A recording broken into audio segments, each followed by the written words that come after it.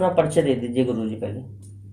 मैं संत युवराज, राष्ट्रीय अध्यक्ष भारतीय जनजागृति पार्टी और प्रमुख हिंद आर्मी।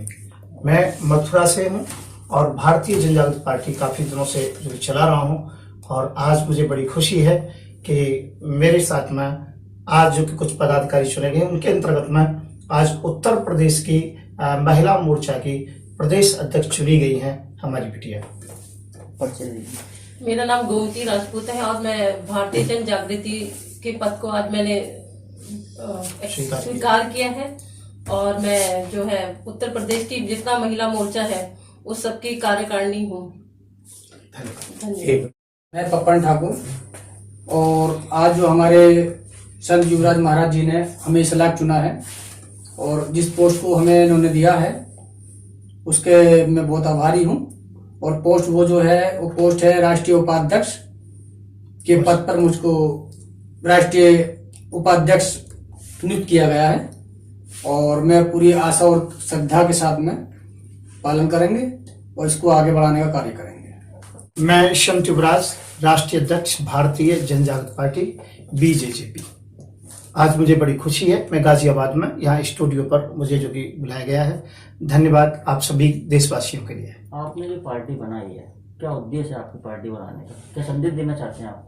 देखिए, आज भ्रष्टाचार बहुत हो रहा है और हर पार्टी जो कि भ्रष्टाचार की तरफ है। मैं मोदी जी के अंतर्गत में इतनी हिम्मत नहीं है कि 2014 के वो मैनिफेस्टो के लिए घोषणा पत्र को आज सुना सकें। यदि जनता के बीच में उस घोषणा पत्र को यदि सुनाए मोदी जी तो मुझे बहुत बड़ी खुशी होगी। और मुझे नहीं पता कि मोदी जी का उस समय क्या होगा, क्या बनेगा, मैं इतना तो नहीं जानता, पर मुझे बड़ी खुशी होगी कि मोदी जी यदि 2024 के घोषणा पत्र को सुनाए। तो इसीलिए जो पार्टियां सत्ता के अंतर्गत में है वो ना महंगाई पर काम कर पाई हैं, ना विकास पर काम कर पाई हैं, ना जो कि लोगों को रोजगार पर काम कर पाई हैं, ना जो कि जीडीपी बढ़ाने के चक्कर में जो कि काम कर पाई हैं, और ना ही वो जो कि तेल और जो कि डीजल के ऊपर है, गैस सिलेंडर के ऊपर है, वो किसी भी मुद्दे पर काम नहीं कर पाई हैं। केवल ये मारा वो मारा की राजनीति करती हैं। इसलिए हमने सोचा हमें एक राजनीतिक पार्टी बनानी चाहिए। और सब पार्टियां क्या है, कभी कोई हिंदू की बात करता है, कोई मुसलमान की बात करता है, पर देश के अंतर्गत में पहला व्यक्ति मैं हूं या हमारी पार्टी है। मैं नहीं कह सकता कि हम हैं कि जो हम न्यूट्रल बात करते हैं, हम राष्ट्रवादिता की बात करते हैं, भारतीयता की बात करते हैं और हम हिंदू मुस्लिम सिख ईसाई सभी को एक साथ लेकर के बात करते हैं। तो इसलिए पार्टी बनाने की जरूरत पड़ी कि आज माहौल ठीक नहीं है, आज विकास के मुद्दे नहीं है, केवल हिंदू मुसलमान का झगड़ा करा करके उनके वोटों को डिवाइड करके केवल राजनीति करना चाहते हैं। इसलिए उन पार्टियों को रोकने के लिए, उनको मुंह तोड़ जवाब देने के लिए हमने इस पार्टी को दोबारा से उतारा है। हालांकि ये पार्टी 97 के अंतर्गत में निर्वाचन आयोग में रजिस्टर्ड हो चुकी थी, इसमें चुनाव भी हुआ है, कुछ विधायक और मंत्री बने हैं, परंतु बीच में पार्टी को इसलिए बंद कर दिया था कि हो सकता है शायद बीजेपी अच्छा काम करे, परंतु बीजेपी ने बिल्कुल निराशाजनक जो कि काम किया है। इसलिए हमने ये पार्टी जो कि फिर दोबारा खड़ी की है। आपने भी बात कही थी कि हम प्रधानमंत्री जॉब बनाएंगे, वो नहीं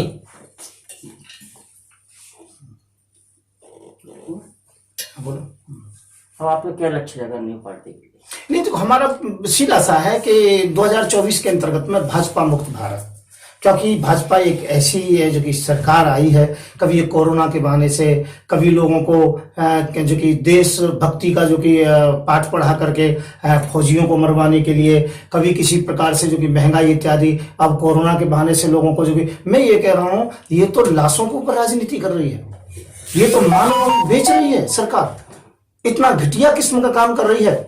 मैंने अभी कल परसों एक बात मांग की थी कि जो पारदर्शी किट होनी चाहिए, जो डेड बॉडी जो देते हो तो आप ये कह रहे हो उनके मानव अंग निकाल लेते हो, कई प्रमाण ऐसे प्राप्त हुए हैं, और उसके बाद में क्या है कि उनको देखने नहीं देते हो, चेहरा सरकारी लोग जो कि थोड़ा दिखाते हैं और एकदम से उसको तत्काल जो कि दफन कर देते हैं या जो कि जला देते हैं, जो भी कुछ करते हैं, संस्कार कर देते हैं। परंतु मैं ये कहना चाहता हूं, मुझे पूरा सरकार पर ये आक्षेप लगाता हूं, कहीं ना कहीं मिली भगत है और मानव अंगों का व्यापार हो रहा है। इसलिए पारदर्शी किट होनी चाहिए। फिर दूसरा, जहां रैली होती है वहां कोरोना नहीं जाता है, और जहां पर एक कार के अंतर्गत में एक व्यक्ति बैठ करके जाता है वहां कोरोना जाता है।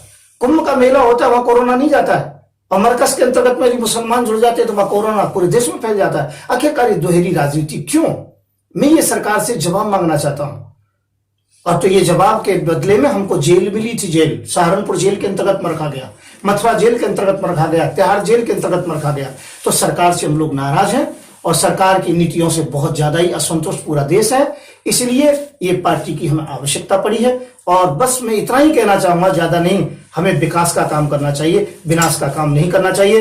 रहा प्रधानमंत्री की बात, तो प्रधानमंत्री चेंज होगा, अब की बार दलित प्रधानमंत्री बनेगा और मुस्लिम और दलित और भाजपा से असंतुष्ट लोग सभी एकजुट होंगे, जिन्हें मैं एकजुट कर। इस समय 25 से ऊपर तो हमें जो कि पार्टियों के समर्थन मिल चुके हैं। धीरे धीरे करके उनकी हम जो कि लिस्ट अभी ओपन करेंगे, अभी नहीं कर पा रहे हैं। हमारी जो पार्टी का पूरा विकास हो रहा है और पूरा जो कि विस्तार हो रहा है। तो मैं ये कहना चाहूंगा, मैंने घोषणा की है अगला प्रधानमंत्री हम जो कि दलित चुनेंगे, तो हम अपनी बात पर अड़े हैं। इसीलिए हमने ये घोषणा की है और इसलिए हमें पार्टी को आज मैदान में लाना पड़ा है। योगी के 4 सालों को कैसे देखते हैं यूपी में? योगी जी के जो कि 4 साल बहुत अच्छे हैं और इसमें तो प्रशंसा करने की कोई बात रही नहीं जाती है कि उन्होंने प्रगति बहुत की है, इनकाउंटर बहुत कराए हैं और जाति के नाम पर इनकाउंटर कराए। सबसे अच्छा काम तो उन्होंने ये किया है। दूसरी बात क्या है कि उन्होंने जो बलात्कार बहुत कराए हैं। आप देख लीजिए, जितनी भी सरकार हैं उनके अंतर्गत में सबसे बड़ी लिस्ट योगी के टाइम की बलात्कार की जाती है। मैं ये कहना चाहता हूं, योगी जी ने कितना अच्छा काम नहीं किया। कागजों में काम करते हैं पर धरातल पर कोई भी आज तक काम नहीं किया है।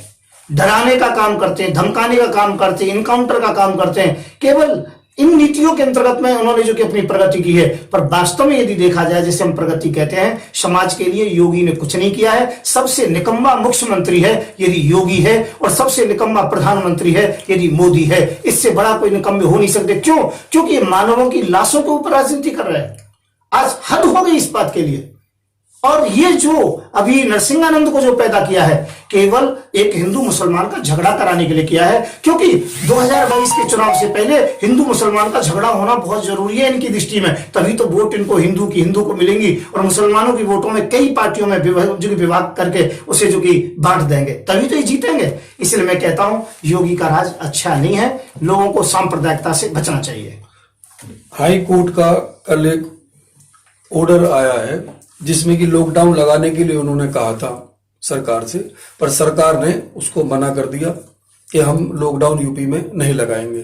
लॉकडाउन की यूपी में आवश्यकता है या नहीं कोरोना को देख के, उसमें मैं एक बात कहना चाहता हूं कि कोरोना का विषय में जो कहना चाहूंगा, एक बार मैं जेल जा चुका हूं कि बड़ा संदिग्ध मामला है। और संदिग्ध मामला यह है कि कहां कोरोना है, कहां कोरोना नहीं है। लॉकडाउन लगता है तो रात के 10 बजे से सुबह के 5-6 बजे तक लगता है, जबकि वो स्वयं ही लॉकडाउन होता है उस समय। कोरोना तो दिन, जो लॉकडाउन दिन में लगना चाहिए। अब योगी केवल ये कहना चाह रहे हैं कि लॉकडाउन नहीं लगाऊंगा, तब भी लोगों को घर से बाहर नहीं निकलने दूंगा, पुलिस का पूरा दुरुपयोग करेंगे। तो योगी जी केवल दिखावे के लिए कह रहे हैं कि लॉकडाउन नहीं लगाएंगे। हालांकि इनकी पहले से ही है और ये 8 महीने तक लॉकडाउन रखेंगे।